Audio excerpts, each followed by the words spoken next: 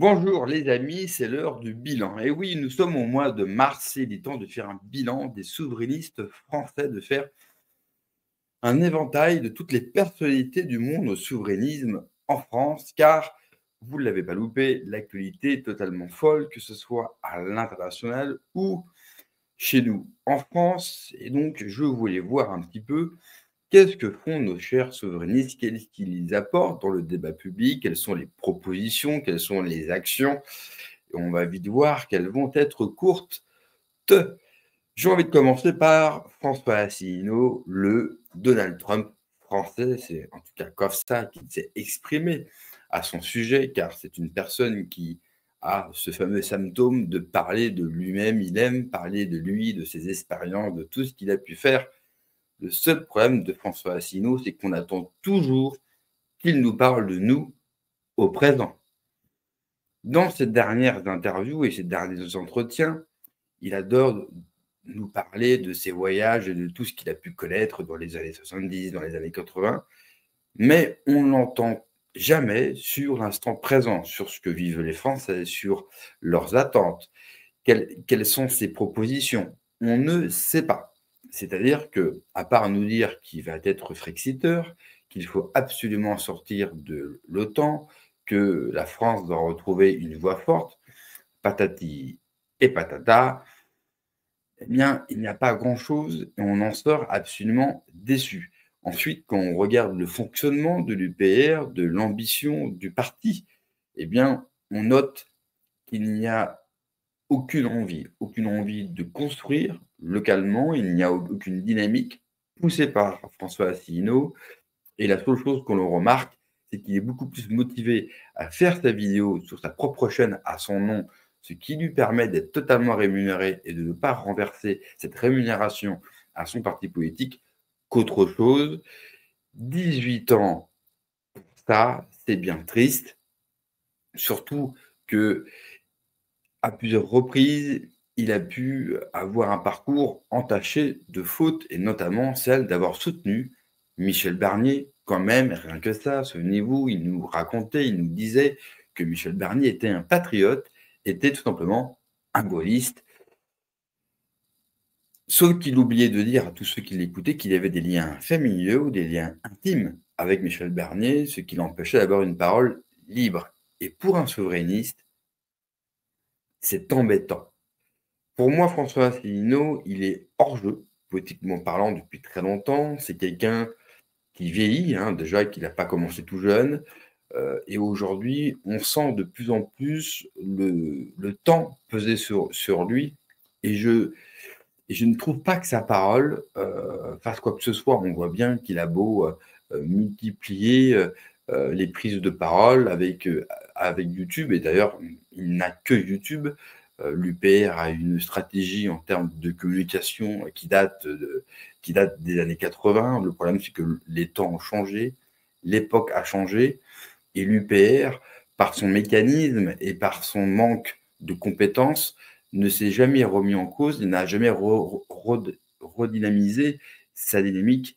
Aujourd'hui, on est sur de la bonne vieille politique à papa sur YouTube, et à part faire des vues sur un certain public, eh bien, cela ne va pas changer grand-chose. Je pense que l'UPR finira par mourir de sa belle mort. Avec lui, beaucoup d'espérance qu'il y a pu avoir il y a déjà 18 ans de cela, et rien. Et je trouve que l'année est pas terrible. En plus, je m'aperçois que lui aussi se donne au titre putaclic, alors que beaucoup fassent des titres putaclic, et je suis le premier, mais moi je ne suis pas un responsable politique, et je dois surnager dans l'océan de vidéos YouTube. Lui, lui qui est un responsable d'un parti politique, quoi qu'on en pense, lui qui se veut respectable, se donner à ça, pour moi, ça veut en dire beaucoup. Voilà, la stratégie, c'est faire des vidéos YouTube, c'est faire des vues, et d'ailleurs, il communique essentiellement sur ça. C'est quand même triste d'un parti qui n'est capable que de communiquer sur ses vues, pas sur des actions sur le terrain, sur des actions dans le monde associatif, essayer d'apporter quelque chose. À aucun moment, ils n'y ont pensé, à aucun moment, il n'y a eu une volonté. Ce qui ne veut pas dire qu'il y a des gens bien, qu'il y a des bons militants, et je suis persuadé qu'à l'UPR, il y a des militants extraordinaires, comme partout. Le problème, c'est que la tête est malade, et quand la tête est malade, c'est compliqué d'aller beaucoup plus loin. Passons ensuite à Florent Philippot, le président des Patriotes. Eh bien là, on est toujours sur ce qui est fait ces derniers mois, ces dernières années, c'est-à-dire des vidéos YouTube, des tweets toutes les demi-heures avec des titres assez spectaculaires, des titres qui font peur. Et puis les manifestations, c'est-à-dire à peu près une fois par mois, même si le rythme des manifestations s'est un petit peu accéléré avec l'actualité que nous connaissons. Ce qui est dommage avec les manifs, c'est que ce qui a été fait pendant la crise sanitaire était formidable. Ce fut le seul qui l'a fait. Et ne me parlez pas d'autres, parce que les autres, ils ont sauté dans le train bien après. Et je le sais parce que j'y étais présent. Donc ce fut le seul. Ce qui est dommage, c'est que ces manifestations ont été noircies par la répétition. C'est qu'à un moment donné, oui, la rue a été prise par les patriotes, par un parti national, donc ça c'était extrêmement bien, mais avoir voulu continuer juste quelque part pour faire vivre une boutique, eh bien ça, et en plus, ça a vraiment jeté l'opprobre sur les manifs qui étaient devenus ridicules, où il y avait 800, 500 personnes. Et beaucoup de personnes se demandaient tout simplement l'intérêt de répéter. Il n'y avait pas grand-chose. Alors qu'aujourd'hui, et d'ailleurs, la dernière manifestation où il y avait beaucoup plus de monde, là, il y a, pour le coup,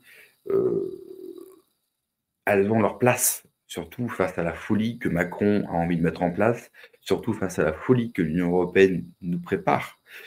Effectivement, là, les manifs ont tout leur sens. Et encore une fois, aux patriotes comme à l'UPR, et j'en connais beaucoup, il y a des gens formidables qui sont pleins d'envie, qui sont sincères dans leur démarche, mais on a encore aussi affaire à une structure bien frêle, bien petite.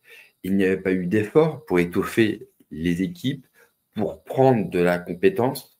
Et là encore, on remarque une seule chose, la seule stratégie, c'est être présent sur les réseaux sociaux, présent sur YouTube, faire des vues, engendrer le maximum de clics. Le problème, c'est que ça, ce n'est pas une stratégie politique. Et je ne parle même pas de gagner une présidentielle, mais au moins d'essayer de faire quelque chose, de progresser. Et que ce soit les Patriotes ou l'UPR, depuis 18 ans, leurs scores électoraux sont familiques. Il n'y a eu strictement aucune progression, aucun projet. Et ça, c'est un véritable problème. On verra, je suis peut-être de mauvaise langue et peut-être quand on refera un bilan un petit peu plus tard dans l'année, peut-être qu'il va se créer des choses. À l'heure où je vous parle, absolument rien n'a acté, absolument rien n'est réfléchi et pensé. Et ça, c'est un défaut. Il faut absolument commencer à mettre des choses en place. J'ai envie de vous parler d'une autre personne qui revient souvent, c'est Juan Asensio. Juan Asensio, le fameux avocat issu de la gauche, d'une famille bourgeoise, qui a décidé, qui s'est déclaré prétendant pour la présidentielle. C'était notamment chez Éric Murillo. Juan Asensio, je suis embêté avec lui parce que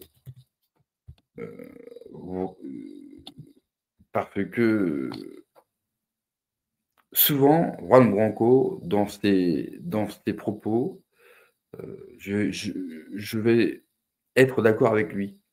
J'aime son agressivité. On en manque cruellement. J'aime aussi quelque part son audace, sa prise de risque. Et puis, il va retomber dans ses travers gauchistes sur certains propos ou sur certains points qui me font décrocher. Et donc, j'ai du mal à me positionner sur cet homme. J'ai du mal vraiment à avoir confiance en lui. Il n'a aucune structure qui l'accompagne. Alors, il est populaire, mais là encore, il est populaire sur les réseaux sociaux, sur Internet. Donc, est-ce que Juan Branco va être capable de rassembler? Va-t-il créer une structure? Va-t-il en rejoindre une autre? Il y a eu, il y a quelques semaines, l'idée d'un rassemblement de Juan Branco, François Asselineau, Idriss Aberkane. Je ne suis pas emballé comme un ouf sur le projet. Enfin, Asselineau, Juan Branco, Idriss Aberkane. Si c'est ça qui doit sauver la France, alors on peut être sûr, de manière définitive, on est foutu. Faut être sérieux 5 minutes. Est-ce qu'il ne fait pas ça pour faire de l'agite-propre, pour faire parler de lui? Parce qu'il est très très bon dans les coms. C'est quelqu'un qui parle bien, cultivé, qui a reçu une très bonne éducation. C'est pas un abruti du tout. On n'a pas affaire on n'a pas affaire clairement au premier venu. Ce qui peut être intéressant avec son profil, c'est que c'est quelqu'un qui a grandi dans les mêmes milieux que le système. Donc il les connaît par cœur. Il connaît leurs défauts, leurs vices, il connaît tout d'eux. Il a notamment été dans la même école que Gabriel Attal. Donc c'est quelque chose de positif. Donc il peut peut-être sortir des choses. Il a été beaucoup attaqué par le système, il a eu différents procès, il a été enfermé dans un pays africain. La France n'a rien fait pour le libérer assez vite. À voir. Moi, je suis pas plus emballé que ça. J'attends de voir ce qu'il va faire. J'ai bien aimé son dernier livre, qui est un livre osé, hein, où il vous dit clairement ce qu'il faut faire pour mettre en difficulté l'État. Et autant vous dire que ce ne sont pas avec des manifs. Donc, je trouve ça osé de faire ça, parce qu'il aurait pu être attaqué gravement. Il n'a pas eu de procès par rapport à ce livre, qui est bien écrit. En plus, c'est un mec qui écrit bien. On sent que c'est un mec brillant. Quoi qu'on en pense, c'est un mec brillant. Et il faut respecter ça. Après, bon, j'en attends pas énormément beaucoup de lui.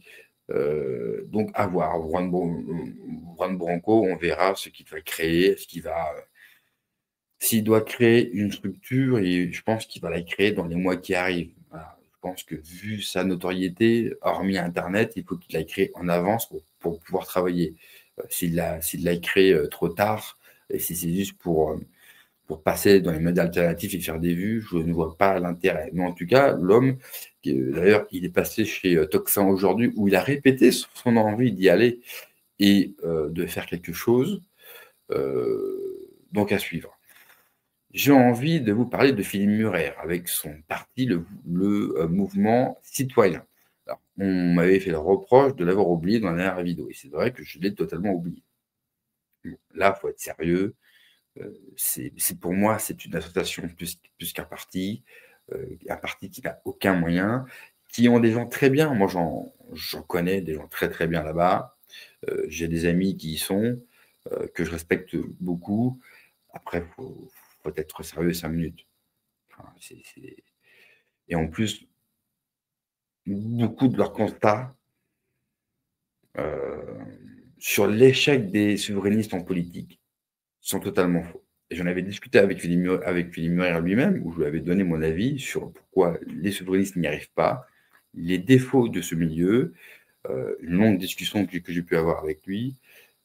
Ça n'a pas apporté ses fruits, parce que je trouve que ces constats sont mauvais, et malheureusement, ils reproduiront les mêmes erreurs que les autres. Donc, ce qui amènera également à l'échec. Je pourrais parler aussi d'un autre petit parti avec Georges que je m'avais vu. Pareil, c'est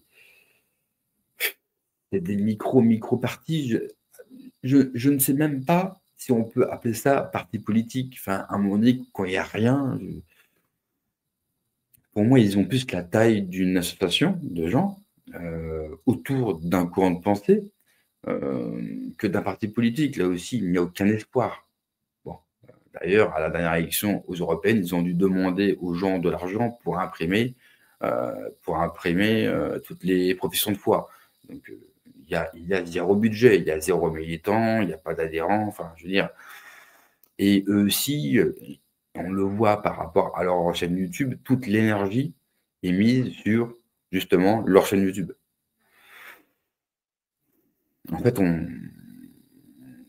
pourrait faire un résumé si on regarde les souverainistes, ce sont des youtubeurs. Ils en oublient totalement d'être des hommes politiques et de faire de la politique, de penser la politique et d'appliquer la politique.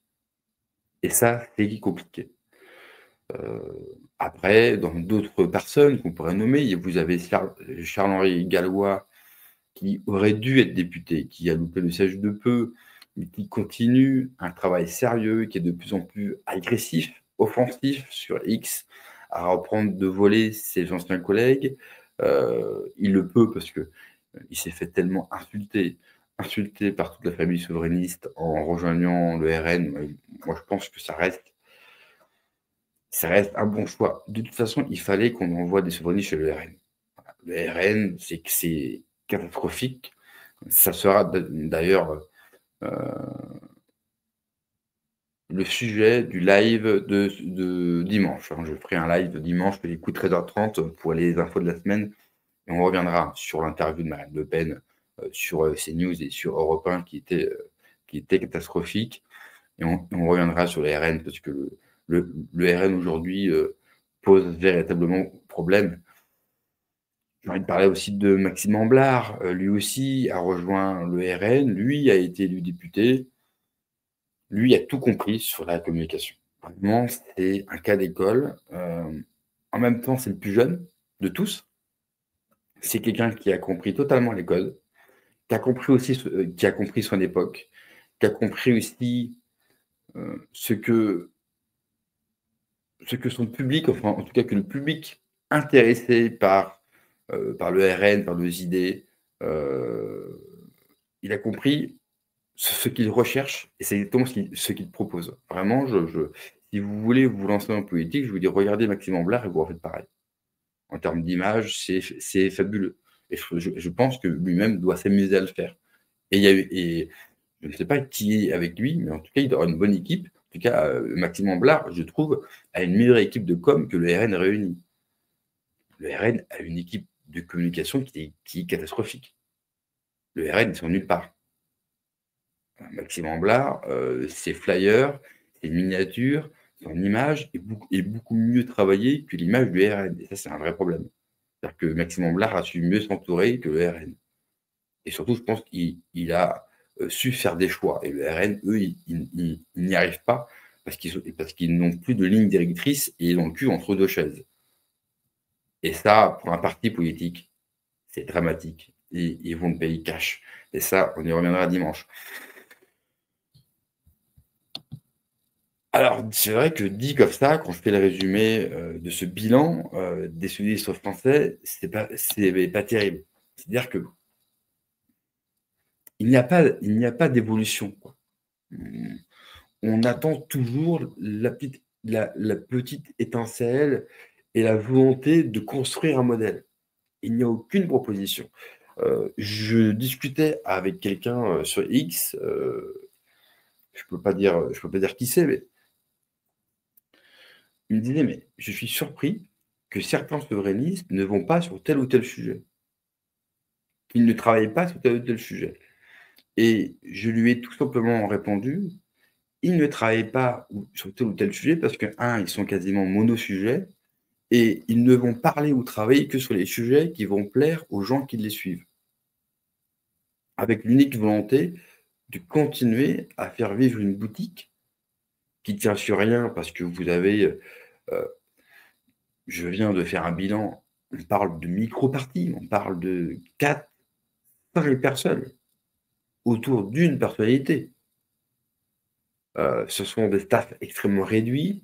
Pourtant, il y a des moyens. Je rappelle que les comptes publics ont été officiellement donnés au grand public. Il suffit d'aller sur le site du gouvernement. Alors, ce sont les comptes publics de 2023. Il y a toujours beaucoup de temps.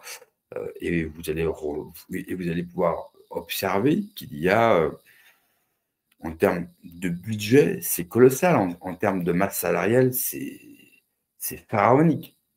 Alors qu'on parle de quelques personnes qui travaillent dans ces parties-là. On peut aussi s'apercevoir, et c'est intéressant, que contrairement à ce qui est dit, parce qu'on voit les chiffres des cotisations et des dons. On s'aperçoit que les dons ou que les cotisations baissent à peu près de 20%. Donc, contrairement à ce qui est dit, ces partis-là n'attirent plus. Il n'y a plus de dynamique. Mais c'est normal, pourquoi? Ces partis-là, comme ils n'ont rien construit, comme localement ou dans le monde associatif, concrètement, ils n'ont rien construit dans le monde réel. Ça fait que quand il n'y a pas d'élection, donc il n'y a pas d'enjeu, donc il n'y a pas d'élément qui peut rassembler, qui peut mobiliser, eh bien ces partis-là n'existent plus. C'est le revers de la médaille. Et le seul terrain de jeu à laquelle ils peuvent tous s'accrocher, eh bien, c'est YouTube. Alors, c'est même ce que j'ai vu dernièrement, Florian en a parlé, c'était sur le plateau de nos amis de Frontières. On est très fort sur les réseaux sociaux. C'est vrai, il est très fort. Mais en France, internet n'a pas fait changer une élection. J'écoutais encore dernièrement, Tocsin qui parlait de la place, de la grande place, des médias alternatifs. Il disait: «On est en train de changer le jeu». Vous êtes en train de changer rien du tout. Alors on verra peut-être qu'en 2027, ça changera et qu'il y aura un marqueur dans la vie politique française où internet va clairement prendre le pas, mais aujourd'hui, on ne peut pas dire que internet a fait changer ou a modifié le vote des électeurs lors d'une élection. Ce qui n'est pas le cas pour l'élection américaine où internet a joué un rôle important. Et c'est là l'erreur que font beaucoup de gens qui soutiennent ces personnalités ou ces partis, c'est qu'ils pensent, ils disent: «Bah, regardez, telle ou telle personne fait tant de vues ou a tant d'abonnés, il y a une dynamique, cela va prendre, cela va fonctionner». Bon. C'est un peu le syndrome Éric Zemmour. Éric Zemmour, il vendait, des centaines de milliers de livres, voire des millions. Il faisait, 1 000 000 de moyenne en audience sur CNews. On s'est dit: «Bah, regardez, les gens l'adorent, le regardent, le lisent. Bon, bah, il est sur un boulevard». Au final, il a fait 7, ce qui est déjà mieux que tous les partis souverainistes réunis depuis 20 ans. Mais parce que les partis souverainistes, ils pensent que tous ceux qui le regardent, tous ceux qui sont abonnés à leur chaîne vont voter pour eux à chaque élection. La preuve que non. Si les nombres, de vues que faisait Florent Philippot se transformaient en vote, il aurait fait un très bon score et c'est pas le cas. Parce qu'on peut regarder Florian, écouter Asselineau ou d'autres et trouver certaines de leurs, analyses extrêmement justes et être d'accord avec eux. Mais entre être d'accord avec eux et les apprécier et voter pour eux, c'est 2 notions différentes. On oublie que le vote, il y a des notions qui arrivent qui sont très nouvelles et qu'on prend jamais en compte. Et puis vous avez aussi ce phénomène de: «Bah oui, mais bon, les mecs, ça fait 20 ans qu'ils font 1 et qu'ils sont battus pour un chat, je vais plutôt voter le RN, c'est pas génial, ça c'est clair, mais bon, au moins eux, ils peuvent gagner». On verra dimanche que le RN ne peut pas gagner et ne gagnera pas. Je pense qu'il faut arrêter de rêver avec ça et que 2027, on risque de se faire encore avoir par la droite, qui va nous refaire le coup de la droite dure, la droite libérale, la droite, tronçonneuse à la Milei et ne fera rien parce que c'est exactement ce que fait la droite, rien. Comment voulez-vous que la droite fasse quelque chose? Elle n'a pas d'idée, elle n'a pas de projet, elle n'en a jamais eu, elle ne travaille pas. Donc c'est normal qu'elle ne fera absolument rien. Mais elle fera du vent et elle dira, des mots doux dans la presse et en termes de com et cela va satisfaire les gens. C'est un petit peu le bilan de Bruno Retailleau comme ministre de l'Intérieur. Rien. Le néant absolu. Regardez le bilan de Bruno Retailleau. Rien. Est-ce que quelque chose a changé dans ce pays? Rien. Mais rien, c'est aussi, quelque chose qui résume totalement la vie des partis souverainistes en France. Il ne se passe jamais rien. Heu, L'autre défaut qu'ils ont tous, c'est qu'ils commentent beaucoup, beaucoup la vie politique internationale et jamais la vie politique nationale. Extrêmement peu. Et ils ont ce même défaut typique d'une opposition politique, c'est-à-dire qu'ils sont tout le temps dans la critique ou dans la dénonciation, mais eux-mêmes ne proposent jamais rien. Et ça, je trouve que c'est un défaut. On p on peut dénoncer, on peut critiquer, mais à un moment donné, il faut aussi être force de proposition et dire aux gens: «OK, ça c'est de la merde, faites attention à ça, mais voilà le modèle qu'on vous propose». Et à aucun moment sur les faits. Et c'est normal, je l'ai dit, on a affaire à des microstructures où il n'y a aucun travaux, aucune pensée qui peut être réalisée sur tel ou tel sujet parce qu'il n'y a pas d'équipe. Donc ils ne peuvent pas travailler sur des sujets. Ils ne peuvent donc pas vous proposer quelque chose parce qu'ils ne sont pas en capacité de travailler sur ces sujets-là. Et comme leurs chefs, comme tous les chefs sont tellement préoccupés à faire leurs vidéos YouTube tous les jours, pour gagner des clics et des vues, bah, il leur reste plus beaucoup de temps pour pouvoir travailler sur des sujets. Ils devraient ils devraient avoir le temps de travailler sur tel ou tel sujet, parce que je rappelle qu'ils sont pas élus. En fait, ils n'ont rien à foutre de la journée, hein. Il faut quand même en avoir conscience. Ils n'ont rien à foutre de la journée. Quand vous n'avez aucun élu, que vous-même vous n'êtes pas élu, que vous n'avez aucune structure locale sur le territoire, vous n'avez rien à foutre de la journée. Il faut quand même se rendre bien compte. Hein, les partis politiques souverainistes, aujourd'hui, ce sont des partis fantômes. Il ne se passe rien. La seule action sur le terrain de militants des patriotes, c'est de mettre une banderole sur un pont.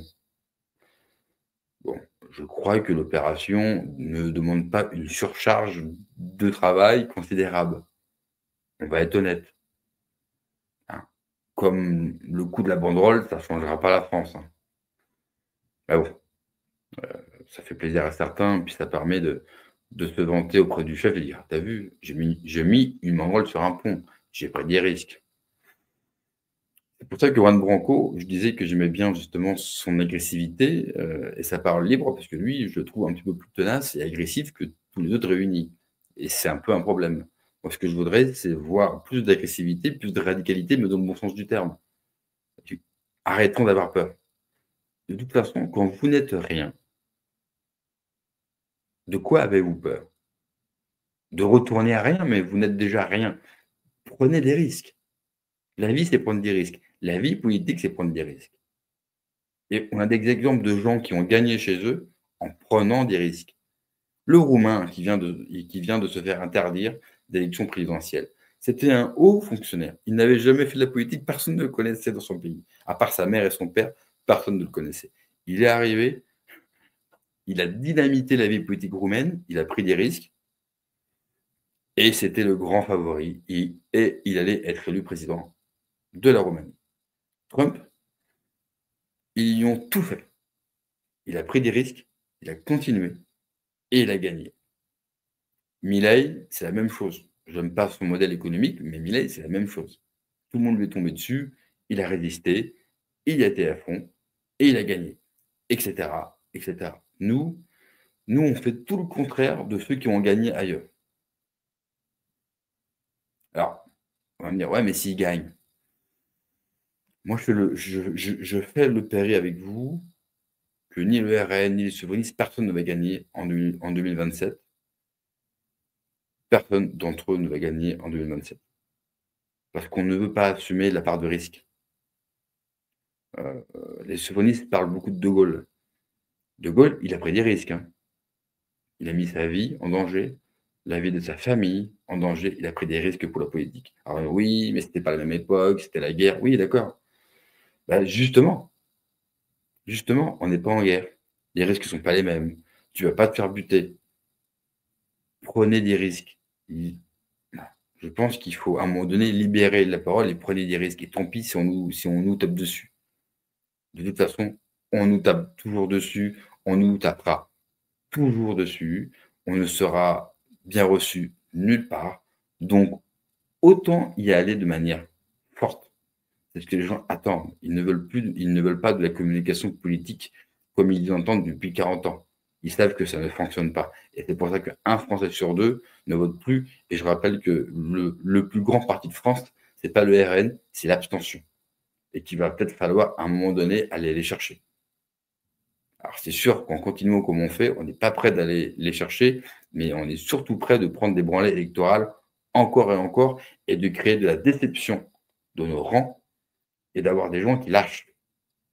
Car il ne faudra pas reprocher aux gens de lâcher la politique. Parce que moi, je veux bien que les gens s'accrochent, ils ont de l'espoir, mais à un moment donné, il va peut-être leur offrir un jour une victoire, un vrai espoir et des vraies possibilités, parce que les gens, ils sont cons, mais ils vont quand même commencer à comprendre qu'en fait, ils ne gagneront jamais et qu'on leur volera tout. Alors bien sûr, j'aimerais qu'ils aillent encore plus loin dans leur cheminement et qu'ils comprennent que la politique et le champ électoral ne leur apportera rien, peu importe qui, et qu'il va falloir aller chercher leur liberté et leurs droits. Et ça, c'est peut-être trop demandé à ce peuple à l'heure où je vous parle. Voilà, c'était le petit bilan du milieu souverainiste, hein. C'est un bilan de mi-saison. On est qu'au mois de mars et on est rassuré parce qu'il ne se passe toujours rien. Et il ne faudrait quand même pas qu'il se passe quelque chose au milieu souverainiste parce que ce serait quand même la chose la plus surprenante qu'on verrait, qu'on aurait vu depuis bien longtemps. N'oubliez pas le like, le commentaire, de me suivre sur X, TED en roue libre ou Teddy en roue libre, peu importe. Vous avez aussi la chaîne et vous retrouvez toutes les vidéos, toutes les émissions sur la chaîne Spotify Teddy en roue libre.